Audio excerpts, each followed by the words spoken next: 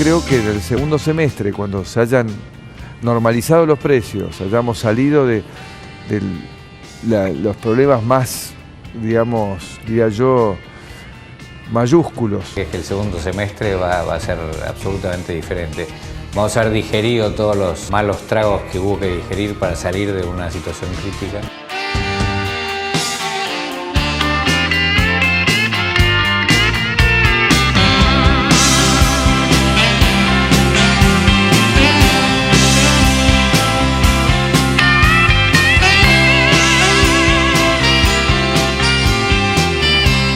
El segundo semestre es el momento en el cual aparece la luz. Hola, ¿cómo están? Esta es una nueva edición de segundo semestre, hoy con un programa especial. Nuestro programa es un programa de economía, pero también invitamos a los protagonistas de la ciudad de Luján, a actores políticos, sociales. En este caso vamos a ampliar el reportaje que habíamos anunciado la semana pasada a la profesora María Teresa Tartaglia, la directora del Complejo Museográfico Enrico Udaondo. Vamos a tocar muchos temas, también vamos a hablar de la manifestación, la marcha de Ni Una Menos de la semana pasada y también un poquito un debate que tuvimos respecto a los populismos en Latinoamérica, cuál es la función del museo en la ciudad de Luján, cuál es la relación con las escuelas, con los vecinos de nuestra ciudad y bueno, también le agradecí públicamente, fue profesora mía de historia en la secundaria, que creo yo, mi adicción, podría decir, por la economía tiene que ver también con algunas ideas o formación de la profesora María Teresa Tartaglia. En un minuto vemos el reportaje completo a la directora del Museo Enrico Udaondo.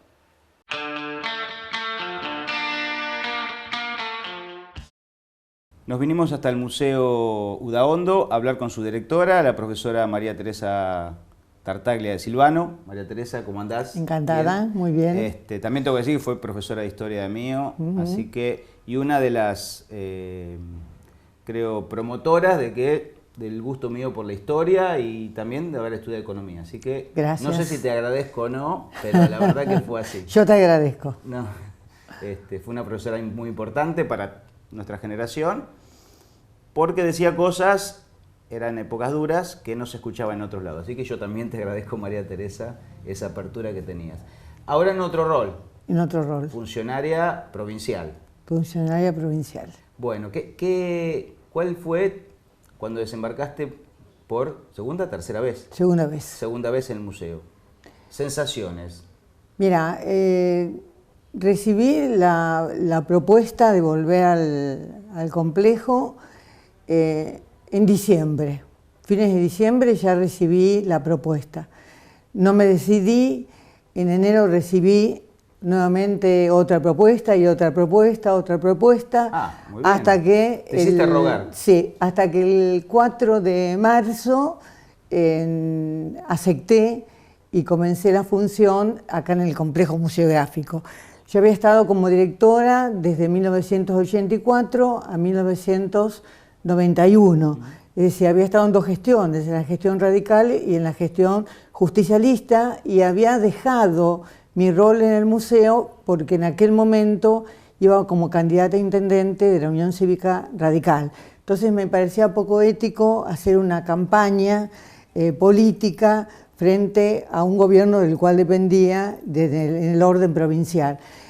Cosa que realmente me arrepentí, porque si hubiera aceptado lo que me ofrecían en aquel momento, que era tener una licencia sin goce de sueldo, podría haber vuelto al museo y posiblemente nadie me hubiera sacado de la función de dirección. Pero nunca salí del complejo en el sentido que no me desvinculé, porque seguí trabajando con los alumnos. Seguía viniendo todos los miércoles a dar clases con los chicos. Bueno, a ver, yo la primera relación con el museo fue a través tuya. Exacto. Venir a ver los manuscritos acá enfrente, que fue una cosa que por ahí uno lo empieza a valorar. Exacto. Cuando sos grande. Cuando sos grande, es verdad. Así que eso también fue bastante impactante después cuando uno contaba en otro lado lo que había pasado de ver manuscritos de la época de la colonia. Exacto. Después son cosas que tenemos que valorar los que vivimos en Luján, ¿no? Y por ahí ese es un trabajo que también se está encarando, la relación de los vecinos, por ejemplo, con el museo. Los vecinos los más viejos y los pibes. La relación con los vecinos en general es una buena relación porque el museo está abierto a todo tipo de actividades. Por ejemplo, actividades de los jóvenes que hacen festivales de rock. Festivales, por ejemplo, hacemos ciclos de cine gratuitos para los chicos de los barrios en las vacaciones de invierno. Es acerca a las familias de los barrios que a lo mejor no tienen posibilidad de venir al museo. Las visitas guiadas que hacemos a todas las escuelas públicas y privadas. Y después todo tipo de actividades. Esta semana pasada estuvo una actividad en la plaza, ¿no? Hubo una actividad en la plaza. La Cámara de Turismo. Con la Cámara de Turismo. Hoy hay un encuentro de historiadores. Va a haber la elección de la reina el sábado, de la reina de Luján el sábado, con un desfile de moda. Es decir, es como que todo tipo de actividad entra en el museo, ya sea en los patios o en el salón cultural. Entonces eso acerca a la gente. Es decir, el museo es como que no es el museo en el cual vos venís a ver una exposición histórica en donde vos decís es para un público selecto. No. Inclusive los guiones museográficos que hacemos ahora son interactivos, en los cuales tenemos botones que los chicos aprietan y aparecen las luces, o luz y sonido. Es decir, estamos tratando de hacer un guión museográfico adecuado a todos los niveles, porque los días domingos tenemos un público muy masivo. Claro. Los viernes y sábados es otro tipo de público, pero los días domingo un público muy masivo. Entonces tenés que ofrecer algo. Entonces, bueno, estamos trabajando con dificultades, porque hay dificultades económicas, dificultades del personal, no tenemos personal muchas veces para abrir la sala, es decir, es poca la gente, mucha gente se ha jubilado y no la han reemplazado. O sea que para vos esto problema es económico. Un desafío importante. Porque, un desafío importante. Te estás cargando un tema que te gusta con problemas que todavía no están resueltos. Sí, los problemas están resueltos. La relación, digo, si vos tuvieras que decir la relación que tiene el lujanense con su propia historia. Vos no sé si todavía sos directora del Museo de la Ciudad o estás... Bueno, yo creé el Museo de la Ciudad, lo pude crear después de varios años, en 1984 habíamos logrado la ordenanza y el decreto, recién se pudo crear hace un año, y bueno, sigo en relación con el Museo de la Ciudad, por supuesto, y hay una repercusión muy importante de la gente de Luján en ese Museo de la Ciudad. Hay que decir que está acá en la cúpula. Está en la cúpula. Y porque la gente de Luján que quiere donar sus cosas, digamos que hoy la gente no puede guardar las cosas como guardaban nuestros abuelos. Claro. Entonces, los quiere donar. El complejo acá realmente no puede recibir ya más cosas, pero el Museo de la Ciudad puede recibir. Y contame 2 o 3 cosas que haya que vos tengas, que a lo mejor no la podés exhibir en el Museo de la Ciudad, de cosas de lujanenses. Y mira, por ejemplo, hay muchos trajes de novia. Hay muchos libros, hay cuadernos, hay imágenes, hay muebles que la gente dona. Es decir, nosotros en este momento en el Museo de la Ciudad no se reciben donaciones directas porque tienen que entrar por el Consejo Deliberante. Lo que recibimos son préstamos, por ejemplo, a 5 años que se van renovando. Hasta que tengamos una sede más amplia donde atesorar lo que la gente dona, no podemos recibir donación definitiva. Claro. Pero la gente de Luján, la lista de la gente con los elementos que quieren donar es infinita, hasta autos antiguos. Bueno, eso ya no sé dónde lo vas a poner. No sé dónde se va a poner. Te paso a otro tema, y después volvemos un poquito a la historia. Sí. Vos hace poquito, hace un par de años, recibiste no sé si un premio, pero de la Universidad de Luján, de una cátedra una cátedra que hacía 10 años que se había formado sobre género. Sí, de mujer. Para darle un contexto más histórico, todo el tema femicidio, el tema que está ahora como más publicitado, ¿vos pensás que esto es algo de este siglo o que está más visibilizado y que siempre pasaba? ¿Qué relación le podemos darle? ¿Qué contexto le podemos dar a esta situación que es Sí. realmente muy preocupante, que pasa en nuestro país y en otros lados del mundo, pero que ahora está completamente visibilizado? ¿Es solamente visibilización o se ha agudizado el problema? Yo creo que el problema siempre existió, evidentemente siempre existió. Es decir, posiblemente la gente no tenía conciencia de cómo manifestar lo que le estaba pasando, pero yo creo que ahora se ha agudizado y lo conocemos más a través de los medios de comunicación, pero que se ha agudizado, sí.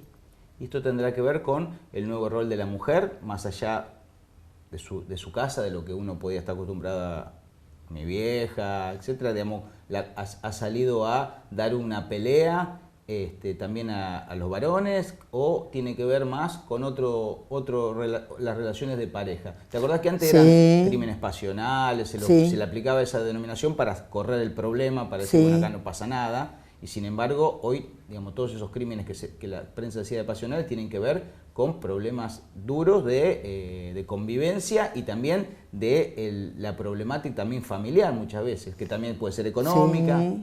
Yo creo que el rol de la mujer, es decir, los espacios que la mujer ha ganado, evidentemente enfrenta cada vez más a la mujer con el hombre. Entonces, yo creo que a través de esos espacios, inclusive, es decir, en los espacios ya sea de trabajo, en los espacios políticos, es decir, la mujer tiene otro rol, y ese rol, bueno, vuelvo a repetir, es el que le enfrenta al hombre, le enfrenta más. Una pregunta, ¿vos te considerás feminista o defendés los derechos de la mujer? ¿Cómo puedes defender los derechos de los derechos en general? Yo defiendo los derechos de la mujer y defiendo la integridad de géneros, evidentemente.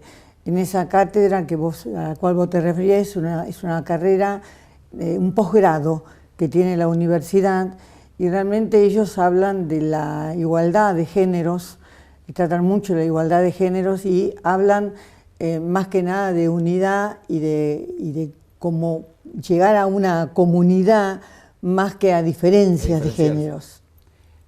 ¿Estás dando clase en grado vos o solamente No, posgrado?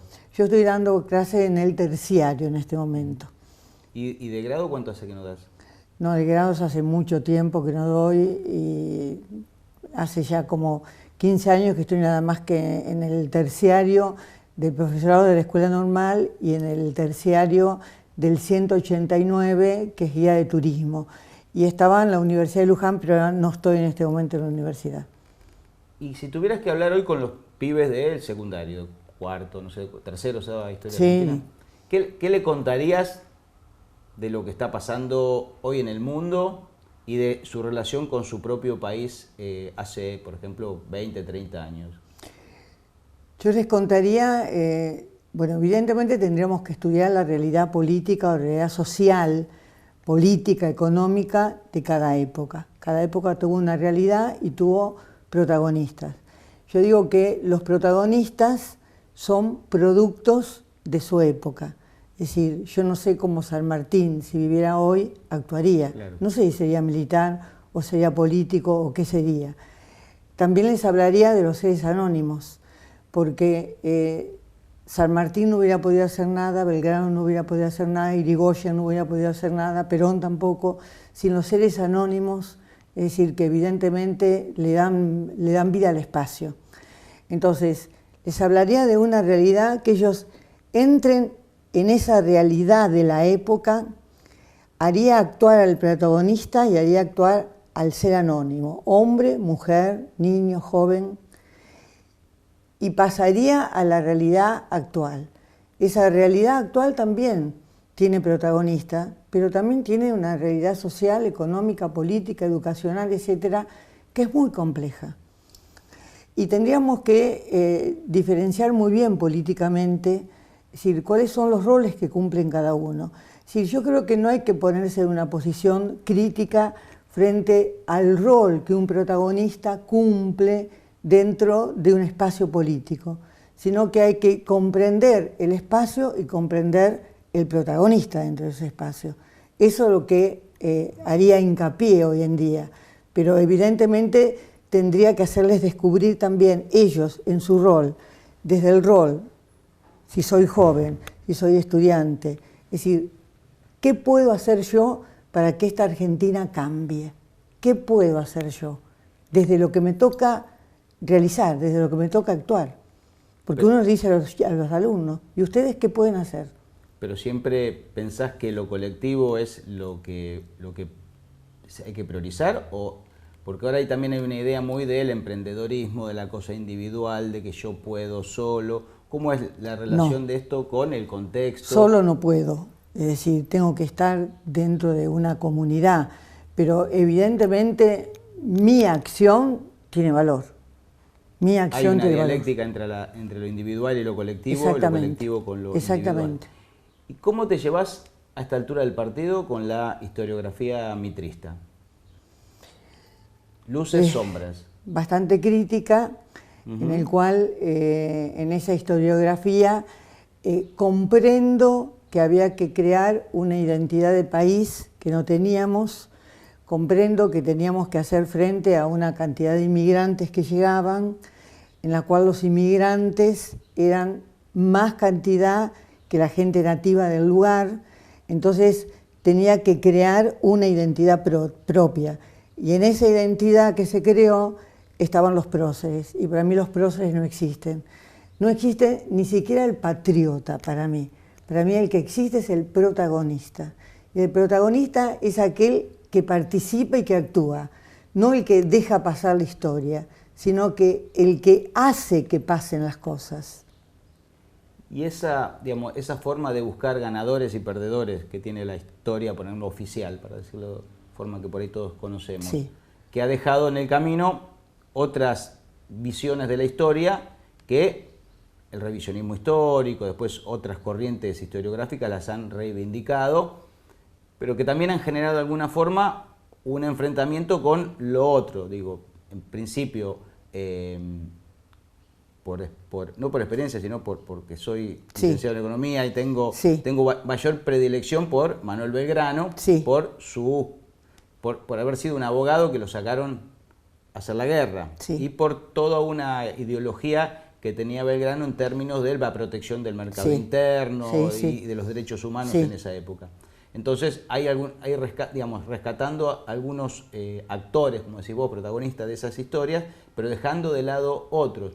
¿No se ha generado a partir de esa historia oficial que todos aprendimos en la escuela, la historia más Villiquen, esta suerte de empate que tenemos en la Argentina de que no sabemos qué queremos ser? Digamos, que a lo mejor tiene cierta riqueza en el término de los movimientos sociales o lo de las movilizaciones que no hay en otros lados del mundo, pero sin embargo, de alguna forma nos deja a mitad de camino entre lo que alguna vez fue unitarios y federales, civilización y barbarie, y hoy que, digamos, tenemos todavía, no sé si lamentablemente, no sé, porque dialécticamente también va avanzando la sociedad argentina con eso, esta forma de no llegar a tener un país de desarrollo medio que somos nosotros, pero con un futuro más o menos previsible.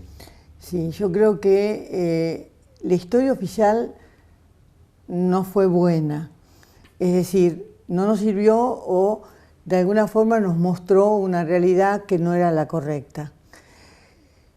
Pero cuando llega el revisionismo pasa al otro extremo. Entonces, yo creo que hay una corriente historiográfica ahora, por ejemplo, que dirigió Alperín Dongui, y bueno, que ahora ya falleció, pero que está José Luis Romero y su hijo, Luis Alberto Romero, que tienen una corriente historiográfica en donde tratan de unir, es decir, esas corrientes, ya sea la tradicional o la revisionista, sin llegar a los extremos y de alguna manera analizando el conflicto, porque estas historias, el conflicto lo tomaban desde un punto de vista y no desde los dos puntos de vista. Yo creo que la nueva corriente historiográfica es muy importante, pero no toda. Pero digo, para saldar esa diferencia. Sí. Ahora, yo no soy un especialista, pero estos autores que vos estás nombrando tienen una visión bastante negativa sobre el peronismo, por ejemplo. Como que no han incorporado o les da un poco, digamos, en términos económicos en general, la culpa de que la Argentina no sea un país, digo, con esta vieja vieja cosa de que Argentina tenía los niveles de desarrollo de Australia, Nueva Zelanda y Canadá, y que después vino algo que hizo que la Argentina se quedara retrasada, y en general la culpa de todo la tiene el peronismo. Te lo digo porque me lo decía mi papá, no lo estoy inventando, digo que no había estudiado historia. Entonces, creo que los movimientos nacional populares de alguna forma ayudaron a construir una identidad colectiva de la Argentina, digo, desde el rosismo, el irigoyenismo, el peronismo y la nueva etapa, digamos, más actual del peronismo, que fueron los últimos 10, 12 años, que han conformado un tipo de Argentina que también se enfrenta a la otra Argentina. Pero digo, ¿cuál sería la síntesis de todo esto? Digo, ¿dónde estamos hoy parados para cerrar lo que ahora se llama la grieta y que en general siempre fue las diferencias sociales de la Argentina y quién llevaba la batuta del poder en nuestro país? Yo creo que lo que pasa ahora es que el movimiento peronista está muy dividido, y yo creo que la última etapa, por ejemplo, del kirchnerismo, no es un movimiento nacional peronista. Es decir, yo creo que la etapa del kirchnerismo es una etapa que fue negativa para la Argentina, porque de alguna manera, es decir, tomaron los símbolos o tomaron aquellos que les servía del peronismo, pero evidentemente no están siguiendo la línea nacionalista del mismo Perón. Es decir, yo soy muy defensora de la primera presidencia de Perón, reconozco muchas cosas positivas, le reconozco lo negativo también. Tengo una admiración hacia Eva Perón y evidentemente reconozco que en esa realidad social, es decir, no fue fácil que su figura se impusiera y sus ideas se impusieran, porque es en esa realidad. Es decir, hoy sería mucho más fácil, pero creo que el kirchnerismo no tuvo absolutamente nada que ver con esos ideales que tuvo Perón. Entonces la grieta se va a mantener, porque la grieta está muy dividida entre lo que es el verdadero peronismo, entre lo que puede ser el kirchnerismo, entre los que pueden ser otros grupos. Es decir, a mí no me gustaría que la izquierda se perdiera. Yo quisiera que la izquierda siempre tuviera en el Congreso su voz, porque evidentemente es importante la voz de la izquierda. Ahora la tienen. La tienen, pero evidentemente no tiene que perderse. Pero es decir, ahora la grieta está muy dividida. Y es decir, y cada vez más esa grieta se agudiza, porque lo que yo veo es que quieren aparecer los protagonismos. Yo no puedo poner una doctrina, idea, detrás de una persona. Es decir, es que como... ¿Y eso te parece? Porque el peronismo fue muy personalista, el primer Fue Perón. muy personalista. Pero vos decís que eso digamos, no podría volver a repetirse, que era el momento de los personalismos, de un Perón, de un Vargas. Distinto. Y yo siempre digo que si uno tiene que buscar en la historia argentina un protagonista que haya cambiado en su vida, es Perón. Es decir, el Perón es uno en 1946, es uno en 1952 después de la muerte de Eva Perón, y es otro el Perón de 1972 y 63. Es otro el Perón que de alguna manera fue despedido por Ricardo Balbín. Es decir, es el cambio personificado de una persona, es decir, cómo la realidad social te hace cambiar. Ese Perón no es el Perón del 45 y no es el Perón del 52, es otro el Perón del 72 y del 73, porque la realidad social era otra.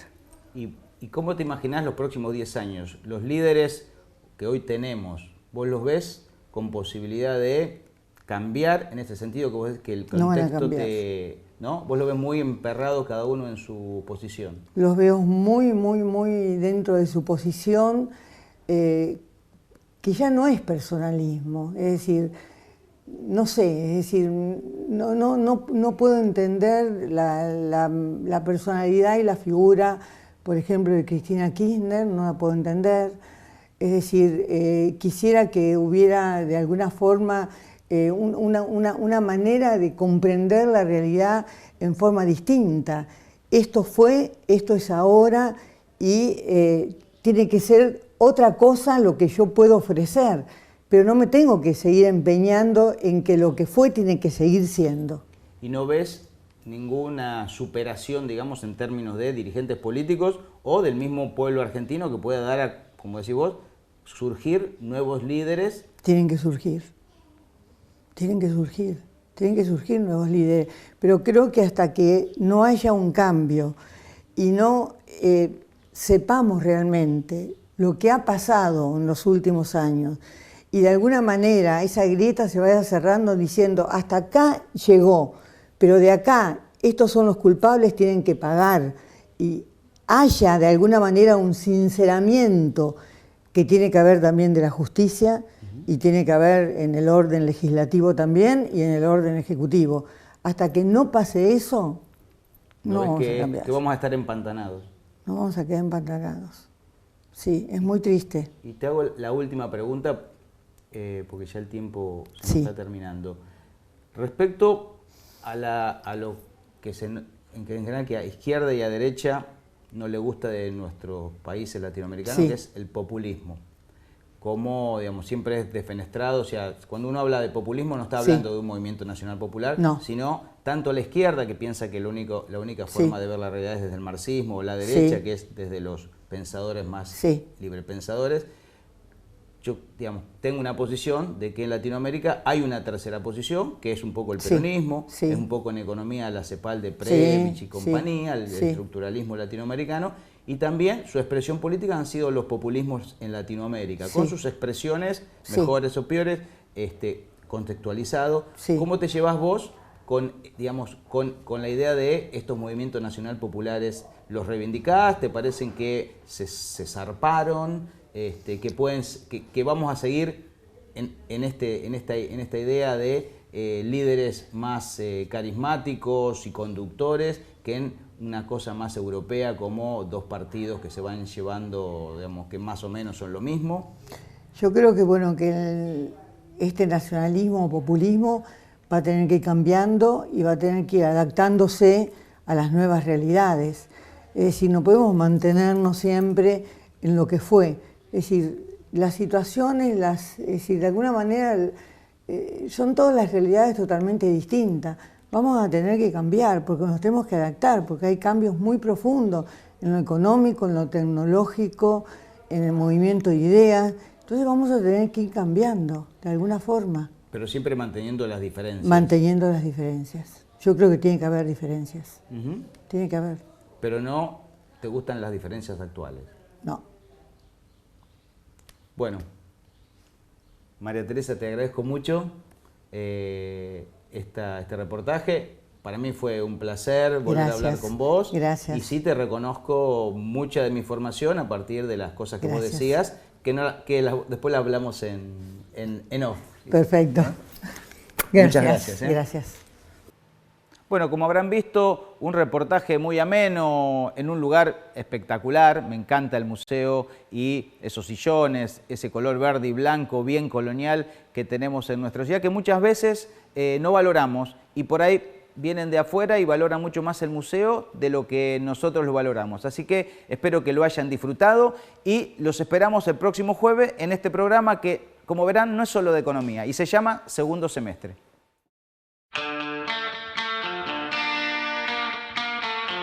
Creo que en el segundo semestre, cuando se hayan normalizado los precios, hayamos salido de los problemas más, digamos, diría yo, mayúsculos. Es que el segundo semestre va a ser absolutamente diferente. Vamos a haber digerido todos los malos tragos que hubo que digerir para salir de una situación crítica.